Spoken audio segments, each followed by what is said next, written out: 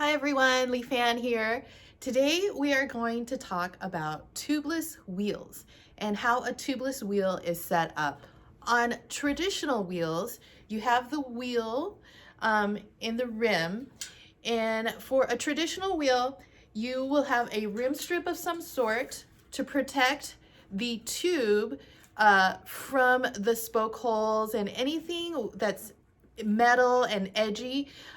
You can see that if you didn't have a rim strip in here and a tube, when inflated, here's a tube, an inflated tube, when inflated is like a balloon, and it'll try to squeeze into all the holes and spaces. So on a traditional wheel, it's important to have the rim strip to protect the inner tube from any metal or edgy parts that would puncture the tube. On a tubeless setup, instead of a rim strip, we actually have tape, tubeless tape, that we apply to the rim. It sticks to the rim and it creates a seal between the tire and the inside of the rim, and it keeps the sealant in the tire. And I'll talk to you a little bit about sealant here in a second. So again, on a tubeless setup, we have tape instead of a rim strip, and because there's no valve associated with an inner tube, we're not using an inner tube, we actually have a tubeless valve that we put in the rim right here. You can see it. All right, so on a tubeless setup, we have the rim, the tape, and a tubeless valve. And after that, we also have, of course, the tire, a tubeless tire, and the sealant that goes inside the tire. And I will link a picture so you can see exactly what that looks like. Now, you don't have to pour the sealant into the tire and then install the tire. We'll talk about that in a later video. But just so you know that the parts of a tubeless setup are going to be the wheel, the tape, the tubeless valve, the tire, and the sealant.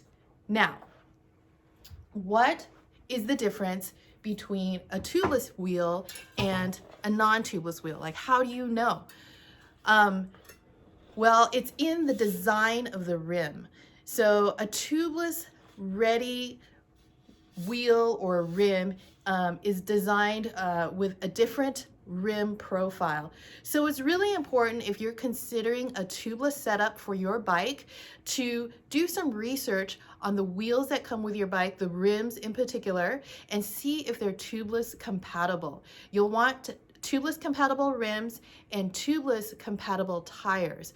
The tire compound is just made a little bit differently, and how it installs into the rim of the wheel is a little different too. So you want to make sure that those are all going to be tubeless compatible. Oftentimes, you'll find on the rim of the wheel, it will maybe state tubeless ready or tubeless compatible, and same with tires. Almost all tires that are tubeless compatible are going to say something like tubeless ready, like this one says that right here. And if you don't know for sure, it's important just to look it up. A lot of times you could be running a tubeless ready wheel, but just don't have the tires. You can talk to your local bike shop about that and see how we can get you rolling.